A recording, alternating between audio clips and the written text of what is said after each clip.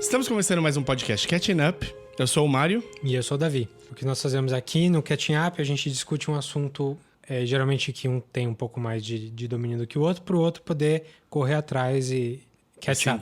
Se inteirar, catch up. E também a gente faz uns episódios só de recomendações, como é o caso desse aqui. A gente vai falar de dicas de coisas que a gente tem visto, episódios mais curtos, só para vocês ficarem aí a par. Do que tá rolando e ver se tem interesse de assistir ou não, né? Hoje tem bastante coisa aí. Para falar com a gente, você pode mandar um e-mail pra gente no podcastcatchingup@gmail.com ou procurar a gente no Facebook, facebook.com/podcastcatchingup. Ou no Twitter e Instagram com a mesma arroba lá, mesmo handle, que é podcatchingup. E se você quiser, você pode mandar um recado mais pessoal pra gente no Twitter, onde eu sou o @odesinformante. E eu sou @dedonato. Muito bem. Então, esse episódio é um episódio de dicas. Não tem sido semanas muito ricas em dicas, né? A gente tá numa entre-safra, você não acha? Até tem umas coisinhas aparecendo aí, mas nada muito grandioso, muito importante. Mas tem umas dicas boas aqui pra dar, sim. Maravilha. Então, se você já disse que é boa, eu deixo você começar. Começar como que a gente já falou aqui no podcast, mas que a segunda temporada já foi lançada pelo Netflix, que é a série Mindhunter. Que é aquela série sobre a origem da parte do FBI que estuda serial killers nos anos 70, fim dos anos 70 ali. E a primeira temporada é produzida pelo David Fincher, teve bastante sucesso aí e saiu agora esse pouco tempo atrás, a segunda temporada, que o que o pessoal tem falado é que manteve ou melhorou na primeira temporada. E eu concordo, eu acho que foi uma temporada bem legal, bem no mesmo... com as mesmas qualidades da primeira temporada, com casos diferentes também, com gente super interessante. Na primeira temporada, eles entrevistam vários serial killers de verdade, assim, atores fazendo serial killers que existem de verdade. Mas que se você procurar no YouTube, você vai ver que é igualzinho, assim, o jeito de falar, estudaram. Tudo. E é muito convincente, muito carismáticos os caras. E na segunda, eles continuam fazendo isso. Tem até o Charles Manson lá no meio. Qual é que foi o Manson? Por acaso é o mesmo cara do Era Uma Vez em Hollywood. É o mesmo ator que faz. O cara devia ficar lá no Times Square pra tirar foto com... Ele era um ator, eu já vi eles em outros papéis. Aí, por acaso, no mesmo ano, ele recebeu esse convite de fazer os dois. Provavelmente ele recebeu o convite de um e por causa de um ele recebeu o convite do outro. Ele ficou parecido? Nossa, ficou idêntico. Muito mais do que no filme do Tarantino. Opa. Ele aparece bem mais tempo e tal. Mas isso nem é o highlight da... Você ia entrar pro culto dele se você estivesse ali no... Putz, cara... Então, aí que tá. A série é boa, desde a primeira temporada, eu até já falei isso aqui uma vez. Ela é boa porque é uma série em que é um cara que é mais esperto que os outros, querendo tentar mostrar um método novo de avançar a ciência, avançar o estudo de serial killers. E a gente aqui em 2019 sabe que isso é uma coisa válida, que isso é uma coisa que de verdade na vida real deu resultado.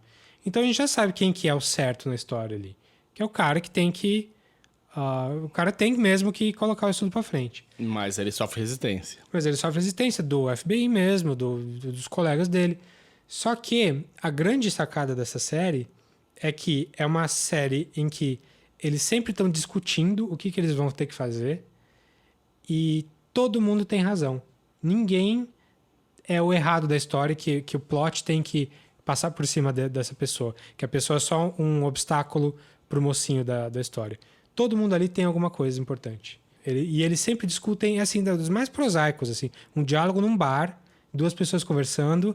Se existe ali uma diferença de opinião, todo mundo tem opiniões válidas. É super raro isso em série. Em série, em filme, em geral. E isso continua muito, muito forte. Menos maniqueísta, né? Menos maniqueísta. É muito bem escrito. Isso não é nem mérito do David Fincher, que eu saiba. Assim, nem dos produtores e tal. É do showrunner, que é um cara que eu não conhecia. Que é um cara chamado Joe Penhall. Que ele tem de currículo dele. Ele é o roteirista do The Road. Aquele filme com o Viggo Mortensen, que é pós-apocalíptico. Sei. Enfim, Mindhunter, essa segunda temporada segue com casos mais concretos do que a primeira. E ela dá um soco no estômago, assim, em algum momento da série. Nem vou dizer muito o que, nem como, mas tem coisas que bateram fundo, assim. Tem bordoada. Tem bordoada. E parece que está renovada para terceira e acho que até quarta por enquanto. Mas acho que das séries do Netflix é a que eu mais tenho vontade de ver em binge logo, assim, porque é muito bem construída.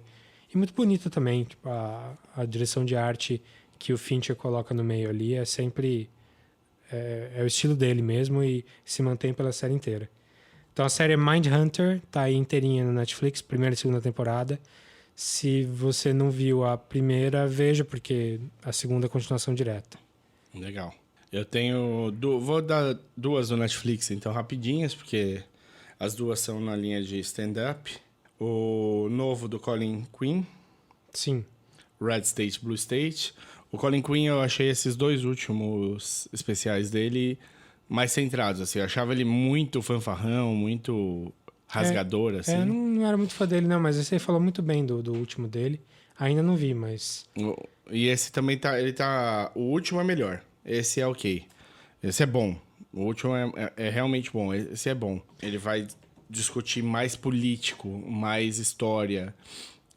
E ele divide bem, ele faz, o esquema de palco dele é diferente, fica um palco meio grego, vamos dizer assim, uma arena grega. Não, ele põe em volta dele e é pequeno, parece um galpãozinho, não é nem um lugar muito grande, assim. Mas é legal, é bom. Às vezes ele parece pender por um lado, às vezes ele parece pender para o outro, politicamente falando. E no final ele acha que os dois estão errados, é o que eu senti, assim. Tem muita coisa de pesquisa que ele fez ali, que você acaba descobrindo algumas coisas com ele contando, então vale a pena.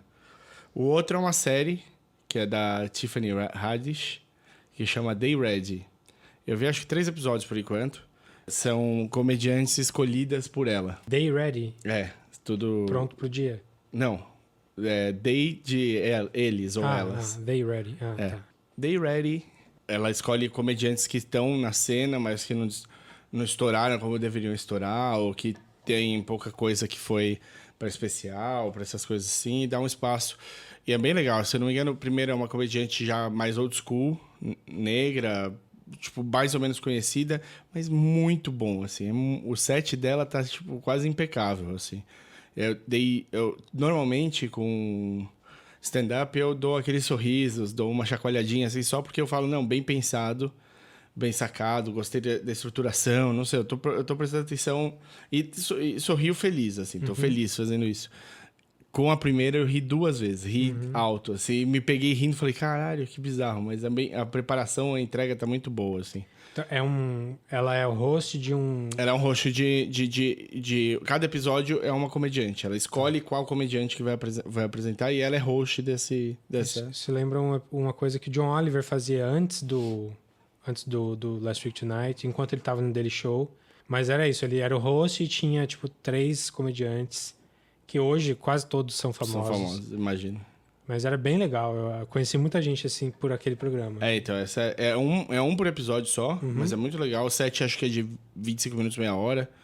E ela apresenta um pouco a vida da comediante antes. E depois põe lá. E é legal. O segundo, se eu não me engano, é uma drag. E ela se apresenta em drag e tal, não sei o que lá. Muito legal. Mega... tipo, tem várias piadas... um pouco mais pesadas do que a primeira, mas tem no final apresenta, tipo, a família dele, assim, é muito legal, é bem fofinho. E vale a pena, acho que, assim, pra você ver, de vez em quando você tem pouco tempo, você quer dar uma risada, alguma coisa, conhecer alguém diferente, assistir um episódiozinho desse e já pode ir pro dia, não precisa... Tem o quê? Meia hora de episódio? Acho que meia hora de episódio. Bom, já que você falou de stand-up, eu vou falar de mais um stand-up aí que acho que você tem opiniões, mais do que eu. Eita. Que é o novo do Dave Chappelle. Que chama Sticks and Stones. Acho que é isso. Eu tinha esquecido já dele, tinha até tirado da cabeça. Que ele tá doubling down na provocação. Na provocação, no antipoliticamente correto, de eu posso fazer piada do que eu quiser, ninguém vai me calar. Eu vi, assim, ele é um muito bom construidor de piada. Ele é maravilhoso nisso. Maravilhoso. Eu acho que meio que não importa as opiniões dele a respeito das coisas. Porque ele tá ali pra criar uma historinha e fazer você rir, pensar, xingar e tal. E se você fica muito ofendido com o que ele tá falando, é exatamente isso que ele quer. Mas eu acho que isso traz um problema, que é quando ele fala uma coisa super provocadora, tipo, ele faz uma piada, sei lá, de aborto. Ele fala... acho que... Eu não lembro direito da piada, mas é alguma coisa contra o aborto. Aí você vê na plateia alguém lá no fundo falando uhul, apoiando isso. Sem ouvir o resto da piada, que depois ele vai desconstruir isso, virar de ponta cabeça. Então, nessas em que ele tá ali sendo super provocador e falando uma coisa que é bizarra e controversa e tal... Ele vai mostrando true colors das pessoas. Das pessoas, não dele. Sim. Não, ele é um construto. Não dá pra você falar o que o Dave Chappelle acredita ou não. Sim. Pode ser que ele seja esse cara. O Chappelle normalmente me quebra, onde eu gosto dele. Eu acho ele horrível. Ele é muito bom construidor de piadas. Eu acho horrível o que ele escolheu pra vida dele. Essa coisa de ser instigador dos assuntos errados, assim, de ter comprado a briga. Isso aqui não é o certo pra falar, então eu vou falar mesmo. Eu acho que tem gente pior que ele, assim, nesse sentido de que quer ser mais provocador, assim. O Rick Gervais. O Rick Gervais é super isso também. Mas o Gervais, eu acho que ele tem uma finesse. Não sei. Não sei. Eu acho que os dois têm uma pegada parecida. Mas eu acho que assim, as motivações são diferentes. Eu sinto que o Gervais vai para um lado... O que ele escolhe fazer... A ideia do Gervais, na verdade, não é te pegar na sua... Hipocrisia. Na sua hipocrisia, ou te deixar nervoso, ou brincar com a sua fúria ou gosto. A ideia do Gervais é construir a piada ideal num assunto tabu. Então ele vai falar lá do Holocausto, vai tentar achar a piada, o jeito certo, o tom certo pra você rir. Mas eu acho que o Chappelle tá numa parte assim também. Eu acho que o Chappelle não quer pegar você na hipocrisia. Eu acho que ele quer fazer a piada... ele quer fazer a piada pra você pensar e tal. Só que eu acho que a pessoa falando uhul lá quando ele fala uma merda é um efeito colateral do que ele tá fazendo. Sim. Eu acho que ele não queria Ele não queria que chegasse ali, não, lógico. E aí eu acho que nesse ambiente que a gente tá, em que as pessoas mais racistas, homofóbicas, etc., estão... Se sentindo no direito de se abrir? Estão com as manguinhas de fora. Quanto mais você... alimenta esse público, mais eles crescem. Então, eu acho que no final, o que o Dave Chappelle fez ali não compensou. Ele é bom, continua sendo bom. Tem umas coisas muito boas no especial. Então, o que ele me quebra sempre é quando ele ri. Que a risada você vê que, tipo, tá ali perto de ser falsa, porque tá quase calculada. Mas ele ri de um jeito engraçado também. E aí eu entro na vibe dele, da risada, e vou junto. Mas ele é difícil. Ele é um cara difícil. Ele é um cara assim... Se você tem uma pegada... A minha namorada, por exemplo, não gosta de comédia que seja autodestrutiva. Tipo Jackass? Tipo que Autodepreciativa. Autodepreciativa, isso daí. Autodepreciativa, que você... Eu você adoro. Então, ela não gosta, ela acha que diminui a piada. E ela não gosta de piadas que diminuam os outros. Então, eu jamais poderia ver o Chappelle com ela. Sim. Mesmo preparando ela 30 vezes antes, e ela já falei do Chappelle para ela várias vezes, justamente por isso, porque eu tô tentando também trabalhar essa coisa, mas para ela é um tipo de humor que não vale a pena. Tem tantos outros humores... Tem uma regrinha básica de humor, assim, que é... Se você tá fazendo piada com alguém que é mais fraco do que você, assim... mais marginalizado do que você tem um problema. Se fazer piada com alguém mais poderoso que você, tá batendo pra cima. Sim. Você tá ali se abrindo pra uma coisa mais corajosa. Quando você bate pra baixo, por que você tá batendo pra baixo? É uma piada mais fácil. Sim. Não sei se é isso que o Chappelle tá fazendo.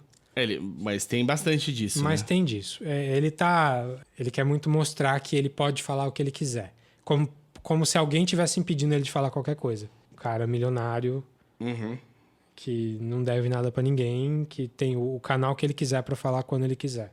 Mas enfim, só falei porque você mencionou 2 stand-ups aí, nem era a minha recomendação. Esse é o especial novo do Dave Chappelle, Sticks and Stones. Tá, o que eu queria falar aqui é um filme que é o filme que ganhou a Palma de Ouro em Cannes desse ano, que é o filme do Bong Joon-ho, eu não sei pronunciar certo o nome dele, mas o cara famoso, o cara que fez vários filmes em inglês já, fez a porcaria do Snowpiercer, fez o Okja do Netflix ano retrasado, mas já tinha feito antes The Host, tinha feito Mother, tinha feito umas coisas boas antes. E com esse filme ele ganhou um monte de prêmio aí, que o Parasita. Estão falando bem do Parasita. É. E é bem legal. É um filme bem interessante. É bom você ir sem saber o máximo possível do plot, então não vou falar muito de plot. Mas eu não sei se é um filme que merece Palma de Ouro. E ele, dos diretores sul-coreanos, eu não sou o maior fã de cinema coreano, mas reconheço e respeito vários deles. Ele é um dos que eu menos gosto, pra falar a verdade. Tem muita coisa boa. Eu acho que teve um momento de expansão do cinema coreano. Sim, essa década, 2000 pra cá, um monte de gente. E ele é um dos expoentes. Ele não é o Park Chan-wook. Não é o Park Chan-wook. Que é o do Old Boy e tal. Ele não é... Enfim, tem vários outros ali. Mas ele é da turminha deles. Só que ele é mais popzinho, ele é mais... hollywoodiano. Tanto que ele fez mais filmes em inglês e tal. Esse filme, a premissa é a seguinte, bem premissa mesmo. É uma família de pobres em Seul, todos grandes, tipo pai, mãe e 2 filhos adultos, que não tem dinheiro para nada e eles conseguem um esquema para trabalhar para uma família rica. E o filme segue daí. Acontecem muitas outras coisas depois disso. Mas é um filme que ele tem componentes de comédia, mas ele tem componentes também de terror? Não chega a ser terror. É um pouco de thriller, um pouco de... Ele começa como o melhor episódio possível da Grande Família. E depois ele vira algo mais do que isso. Legal. E, assim, o que dá pra falar o filme ganhou a Palma de Ouro. Então não é qualquer filme que vai ganhar a Palma de Ouro. É um filme que tá pra sair no cinema agora, no Brasil, mas já tá disponível. Liberado no seu torrent favorito. Em outros lugares aí. Então eu recomendo bastante. É o filme que ganhou a Palma de Ouro, mas tem filmes que foram pra Cannes que pra mim mereceram muito mais. Um deles, a gente vai falar no outro episódio, que é o Bacurau, que também ganhou prêmio. Mas talvez merecesse mais do que esse. Eu acho Bacurau melhor do que Parasita. Mas enfim... Polêmico! Nem sei se é tão polêmico, não. Talvez seja de um fácil acordo. E aí? Bom, então vou falar de duas produções do New York Times. Um chama The Weekly, tá no Hulu. Um programa de 1 hora, acho. Que eles vão aprofundar num assunto... E é um assunto daquela semana, não é necessariamente voltado aconteceu naquela semana, mas é um assunto que eles escolheram para aquela semana. Então, é tipo o que Vice faz na HBO? Um pouco. Mas com a parte de jornalismo do New York Times. É legal, é bem completo. Eu vi alguns episódios, eles vão bem a fundo. Então, e são coisas super contemporâneas, às vezes mostrando... da onde voltou, da onde veio isso lá atrás e como chegamos até agora aqui. É bem feitinho, é bem grande. Eles levam o tempo que eles precisam para contar o acontecido. É original Hulu? É FX e Hulu. O outro chama The Daily. E é um podcast. Nesse podcast eles dão muito espaço para fazer seriados e tal. Saem muitos e muitos e muitos. Acho que tá nos 170 e poucos. Mas é fácil de você acompanhar, porque eles falam assim, esse é o episódio 3 de 4 de tal coisa. Aí você vai lá e vê, tipo, pega 1, o 2, o 3 e o 4. E são assuntos bem legais, alguns são ótimos, outros você pode passar direto sem precisar se perder muito tempo. E é uma pegada mais política, mais sociedade, sociedade, ciência. Eu acho. Eu senti bem mais... Tipo o quê? Que tipo de... Eles estavam explicando como é que começaram os planos de saúde nos Estados Unidos e como é que isso vem, na verdade, da população negra americana. Uhum. Porque eles não tinham acesso à saúde. E aí, tipo, quem começou e onde foi e como ele montou esse projeto de plano de saúde lá e tal. Então, tipo, tem várias coisas que... permeia sociedade e política, porque, né, é quase indissociável, mas sim. É bem legal, assim, acho que vale... Se você estiver procurando alguma coisa para se manter atualizado no que está acontecendo.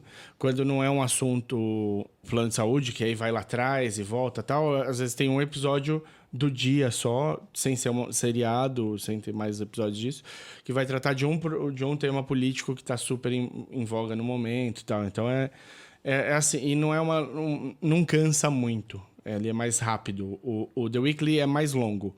A sensação que dá é que o tempo demora mais a passar, assim. The Weekly é 7 vezes mais longo que o The Daily. Exato.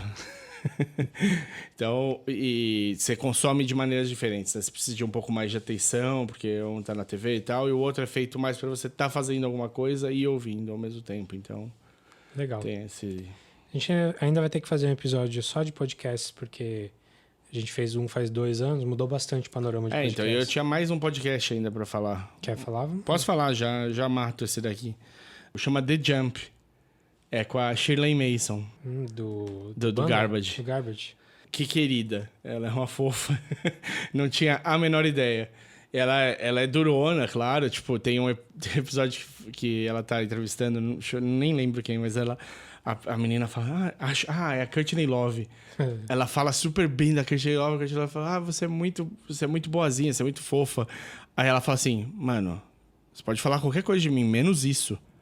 Eu tô sendo sincera, é isso que eu sou. Ela bate, tipo, ela já dá na cara ali e acaba. Mas basicamente a ideia é muito simples, é muito curto. É 16 minutos cada episódio. É entrevista. É entrevista, e o que ela faz é o seguinte: ela entrevista musicistas, e ela pede pra eles mandarem uma música que foi o ponto de virada da carreira. E aí, tipo, ela entrevista sobre o começo da carreira e sobre o que a música representa, como funciona, o que gosta, o que não gosta, o que faz, o que não faz. E ela permeia a entrevista usando a música. Então ela fala muito da letra da música, de por que escolheu aquela música, o que ela representou na carreira. Legal. Então é legal. Tipo, tem Courtney Love, tem Esperança Spalding, tem muita gente legal. São, sei lá, 10 programas dessa primeira temporada. Eu fui correr, eu ouvi quase todos de uma vez. Então, The Jump. The Jump. Só lembrando que tudo isso que a gente tá falando tem o link na descrição do episódio. Ou na nossa página, se você não acessar aí pela descrição do episódio. Então, a gente vai colocar o linkzinho, dá pra você ouvir direto aí, depois que acabar a gente já emenda. Bom, eu vou voltar a falar de série. Vou falar de uma série da Amazon Prime, da Prime Video, que saiu agora. E eu comecei e já dá pra ver que vai ser uma das grandes séries do ano em termos de originalidade. Que é uma série chamada Undone, feita pelo Rafael Bob Waksberg, que você conhece sim, que ele é o criador do BoJack Horseman. Oh, BoJack, maravilha. É dele e da Kate Purdy, que também trabalhou no BoJack. E é uma série também de animação, mas dessa vez é uma animação rotoscopia. Então eles filmaram tudo e aí eles desenham em cima. Se você lembra do Waking Life, Waking Life foi pioneiro aí em longa-metragem para usar rotoscopia desenhando em cima. É bem meio cruzão, assim. Não é e se você não lembra ou não viu, vá corrigir isso agora. Sim, o Richard Linklater, filmaço aí da década começo da década de 2000. E essa série é sobre uma mulher que quem faz é a Rosa Salazar, que você também conhece do Alita Battle Angel. Sei. E ela é uma jovem... Ela é a Alita? Ela é a Alita. Ah, já sei quem é. É uma jovem late 20s, assim, 20 e vários, meio perdida na vida, meio deprimida. E ela sofre um acidente de carro e ela quase morre, vai coma e tal. E ela começa a ver o pai morto dela. E quem faz o pai morto dela, que começa a ver em visão, o pai morreu quando ela tinha 7 anos, é o Bob Odenkirk.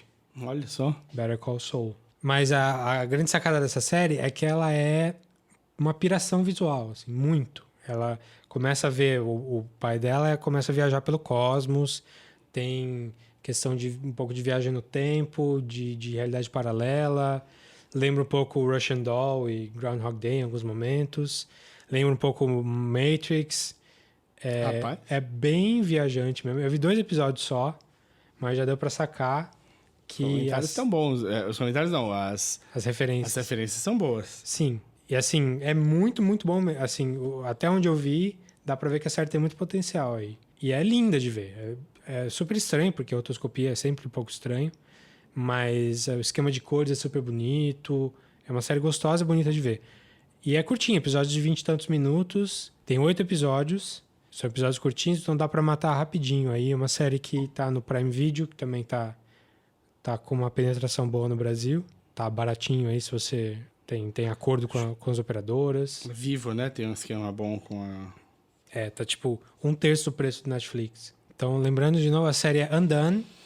É bem bonita, vale bastante a pena, bem pirada, da Prime Video na Amazon. O que mais aí? Eu tenho uma mini diquinha, porque eu nem terminei de ver, mas eu acho que vale a pena porque tá no cinema. Se você estiver procurando um filme mais leve, mais tranquilinho pra ver, só pra dar tirar a cabeça do mundo de problemas que tem aqui fora, tá no cinema Yesterday. É um filme fofinho. Você começou ou não acabou? Também já saiu pra baixar. Ele é um filme fofinho, com um elenco... Tem algumas pessoas conhecidas, o principal eu não conhecia. A grande sacada é o diretor, que é o Danny Boyle. Danny Boyle, o novo do Danny Boyle. Ele é um cara que, assim, eu assisto desde Cova Rasa. Sou fã do cara, assim, tem umas ressalvas, obviamente, A Praia não é um bom filme. Os últimos 40 minutos do Extermínio são uma porcaria, mas Sunshine. O Sunshine é lindo. Mas o final é uma porcaria. Mas os últimos 40 minutos do Extermínio é pior. O Sunshine eu ainda prefiro.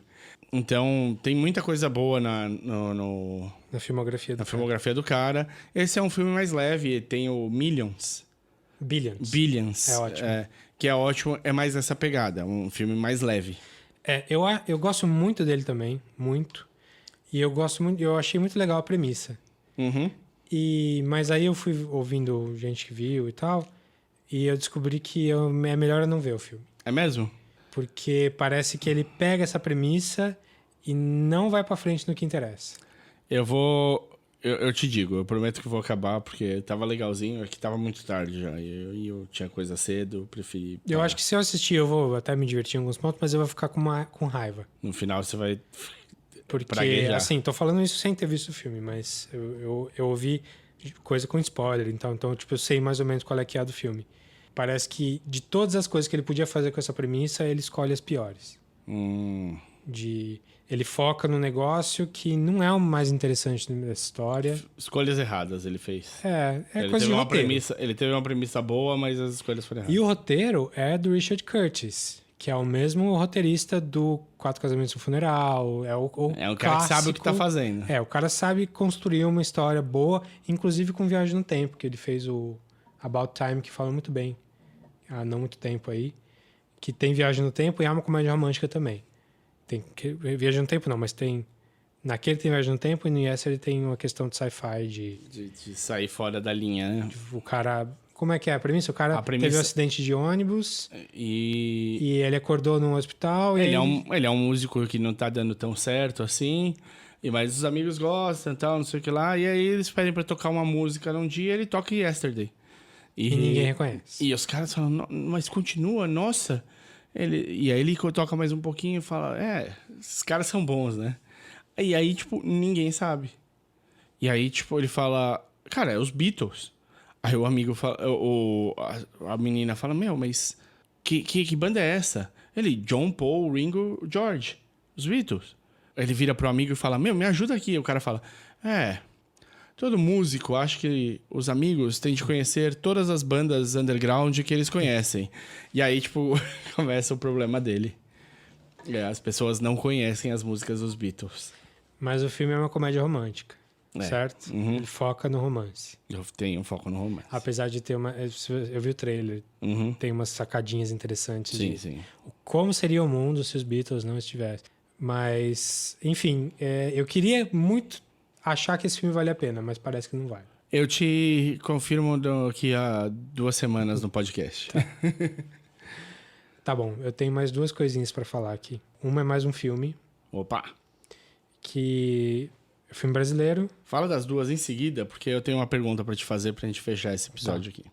Filme brasileiro, clássico, que eu não tinha visto ainda. Tô correndo atrás de filmes brasileiros clássicos. Que é o filme O Bandido da Luz Vermelha. Ouvi falar desse filme aí já. Filme de 68, do Rogério Sganzerla. Dava na minha escola, na minha faculdade de cinema, dava esse filme aí. Mostravam. Era uma das coisas pra você assistir pra aula e tal.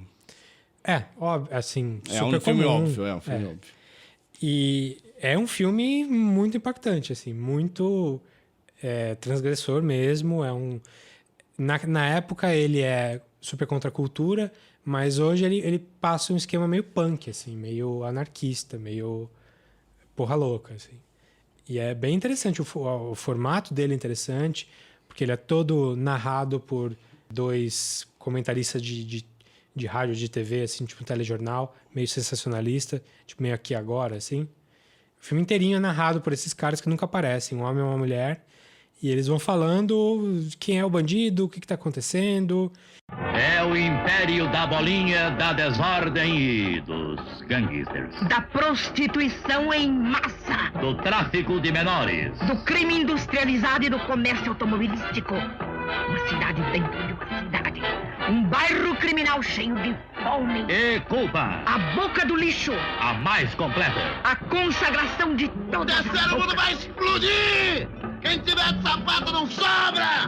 Não pode sobrar! Não pode! E o bandido vai fazendo as coisas mais escabrosas, e o bandido é um cara super nihilista e não tem medo da morte, ele tá pouco se fudendo pra tudo.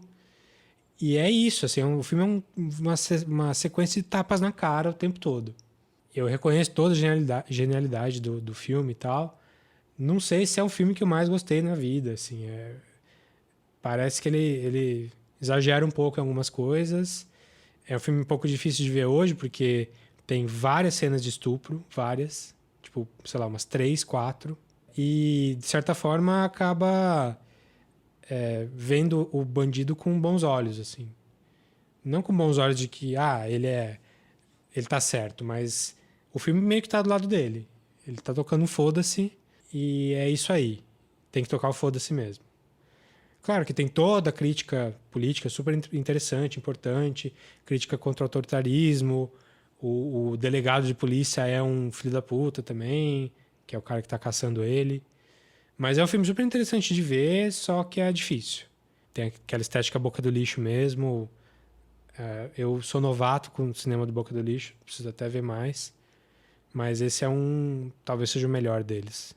Então é Bandido da Luz Vermelha.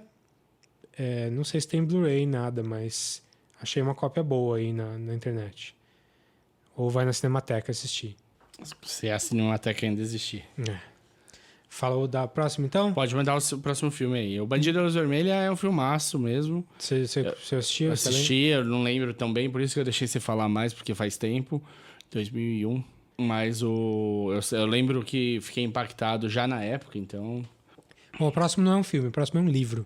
Que vai virar filme, mas ainda não. O livro chama I'm Thinking of Ending Things, que é de um escritor canadense chamado Ian Reid. Ian Reid. Não sei a pronúncia certa. Perdão aí pro Ian Reid. Pro Ian Reid. É um livro curtinho. Ele tem 200 e tantas páginas na versão física. Eu li ele digital. É um livro de 2016, um livro recente.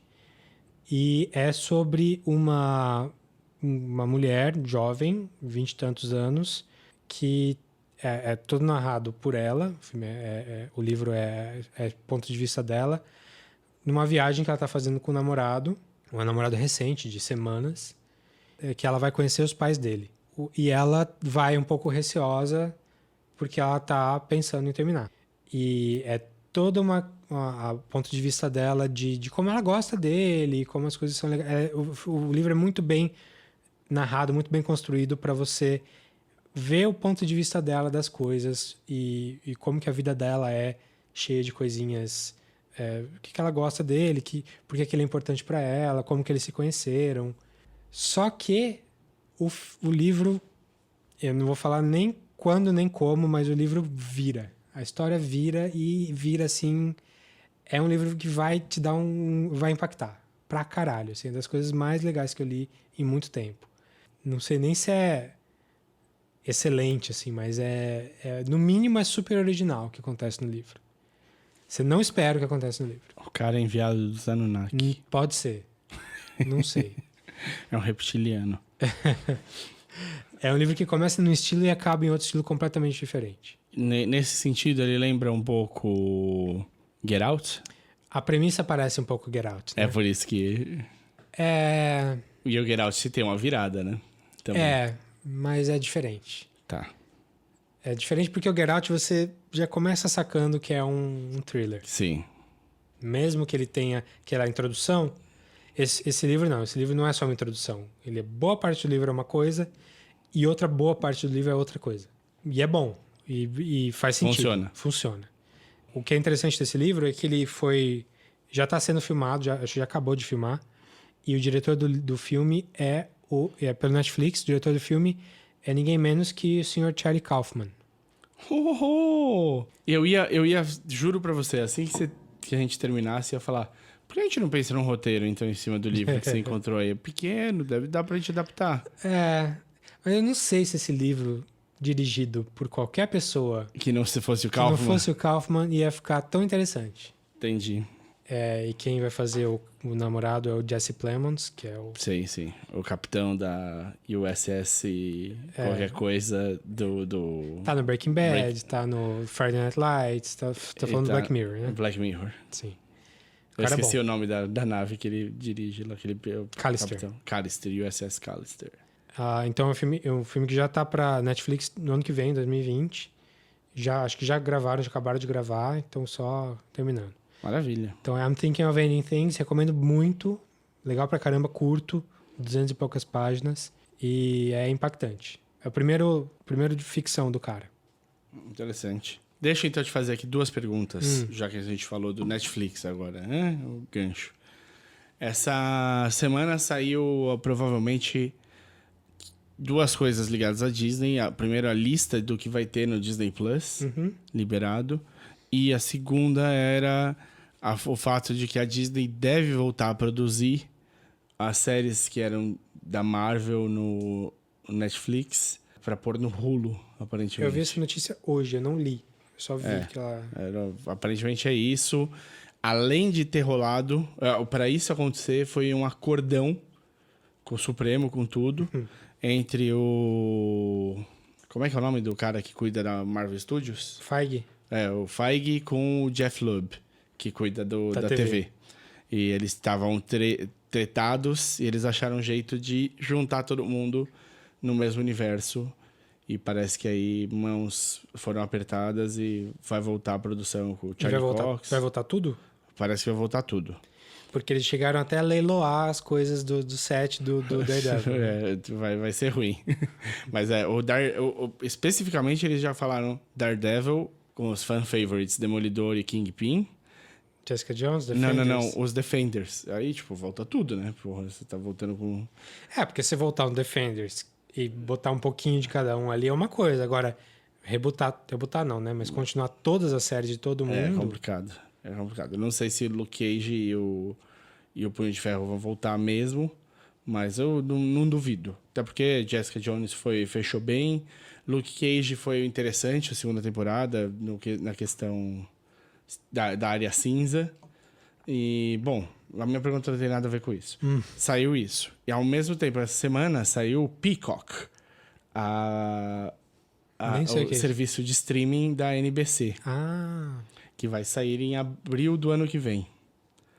E aí nós passaremos a ter CBS All Access, o Showtime, HBO Max, o Peacock, que vai ter produção exclusiva pro aplicativo, Disney Plus, Hulu, Netflix, Amazon Prime e sei lá, mas deve ter mais algum de streaming aí, fora ESPN Watch e Disney de esportes. Sim. Aí eu vi um tweet muito bom, que era uma foto com todos esses serviços de streamings, e o cara comentando. E aí eles vão juntar tudo isso e criar a TV a cabo. Sim, de novo. E o que você acha dessa... Eu acho que não dá pra saber. Assim, eu acho um saco se eu tiver que assinar por tudo que você já assina na TV a cabo.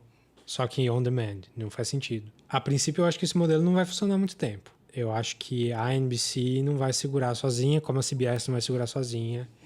A Disney segura o Hulu sozinha, porque, enfim, é a Disney.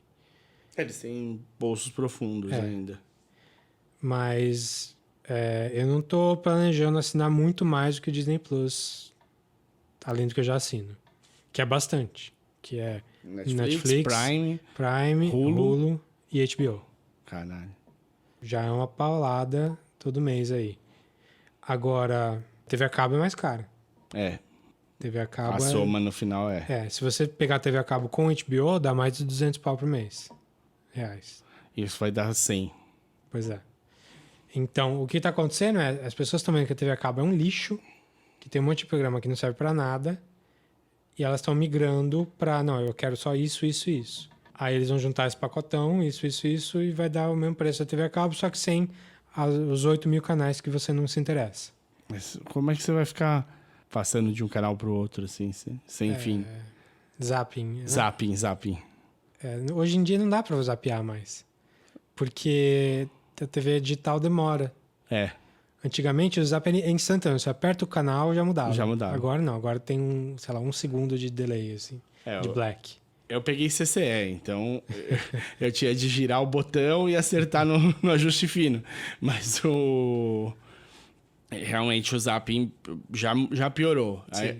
A minha TV acaba indo ligada via Xbox. Demora mais. Então o que eu faço, o meu zapping é só ficar mexendo pra ver o que tá passando nos outros canais. Pelo guia. Pelo guia, enquanto você assiste um canal fixo ali. Saco. Mas enfim, eu tô não muito animado com Disney Plus. Eu tô mais animado com o catálogo da Disney antigo, com desenhos e tal, do que com as produções novas. Mas, no fim das contas, eu vou acabar, sei lá, gostando, porque vai ter Star Wars novo, sei lá. 2 séries de Star Wars, né? Vai ter... Não sei se eu vou muito nas séries, mas pelo menos pros filmes. Vai ter todo o catálogo da Pixar. Pra com criança pequena, a Disney Plus vai ser bem importante. Mas é mais a animação mesmo que me interessa. Sim. Mais os clássicos do Mickey e tal, etc. Mas sei lá. E assim, parece que vai ser barato. A princípio, Disney Plus vai ser barato. Eles querem fazer metade do preço do Netflix. Interessante. Vamos ver se vai ser mesmo. E você já sabe que se vai assinar, que vai assinar? A Disney com certeza é uma que deve entrar, mas eu tenho um problema. Tem um problema sério. Eu adoro os talk shows, late nights. Mas eu não sei. Eu gosto muito dos late night talk shows. Eu gosto de pôr e deixar passando. Eu me intero do que está acontecendo, tanto politicamente, através das piadas, quanto de produções novas, do que esperar. Então, quando saiu a notícia do Peacock, eu falei, ai, mano, lá vai embora as coisas da NBC, do Hulu, vai ser um porre isso. Por outro lado, o Netflix acabou de anunciar que o Seinfeld vai pro Netflix, 2021. Mas sei lá. Já tá no Hulu, já tá na Amazon Prime. Exato, que é isso? Bom, tudo bem. Talvez, tudo bem que saindo deles vai pro Netflix vai ficar a mesma coisa. Sim. Vamos ver. Sei lá. Não dá pra saber, é em abril do ano que vem, então talvez tem muita água pra passar debaixo dessa ponte aí. O NBC. É o Peacock. Eles só deram o nome do símbolo da NBC, né? Então, eu não sei. Eu certamente Disney Plus é pra agora, já, né? A gente vai ter essa novembro, chance. né? Gostando de Star Wars, gostando das animações, gostando da Pixar. Os caras foram comprando tudo. Vai ter tudo da Marvel também. As novas séries da Marvel vão estar lá. O Vision lá. WandaVision? Não. WandaVision, isso aí. O Winter Soldier com o Falcon. Vai ter muita coisa desenvolvida para a plataforma. E a Disney tem dinheiro para investir, mesmo sem ter retorno rápido. Então, ela não tá apertada. O meu medo é que eles sequem o Hulu e passem coisas do Hulu para lá. É por isso que eu acho que eles já falaram que vão produzir as séries que eram da Netflix no Hulu. E não no Disney Plus. Bom. Pra manter interesse no Hulu. Porque se saírem as coisas da NBC do Hulu, o Hulu vai secar. Sim. E aí vai precisar ter essa produção constante de coisas. Então, além de Handmaid's Tale, ou além de... Tem várias Tem minisséries que ficaram famosas, 11, 22, 63. Ninguém lembra mais disso. Porra, eu adorei essa série. Castle Rock também. Castle Rock. Ninguém lembra. Tá começando a temporada nova. Foda-se. Eu Ninguém vi só o assiste. primeiro episódio. Eu também. E esqueci da série, total. Bom, enfim. Então tá. Então, recomendado de dicas tá bom, né? Tá bastante bom, acho que a gente falou bastante. Tá bom. Então vamos encerrando por hoje aí. Valeu. Então, se você quiser falar com a gente, tiver uma dica aí também, Pode ser pelo e-mail podcastcatchingup@gmail.com ou lá na nossa página do Facebook, no facebook.com/podcastcatchingup. ou no Twitter e no Instagram, que nossa handle, o arrobinha nosso é @podcatchingup. É isso aí. Ou se quiser falar pessoalmente com a gente, no Twitter eu sou @dedonato. E eu sou o @odesinformante. Até a próxima. Valeu!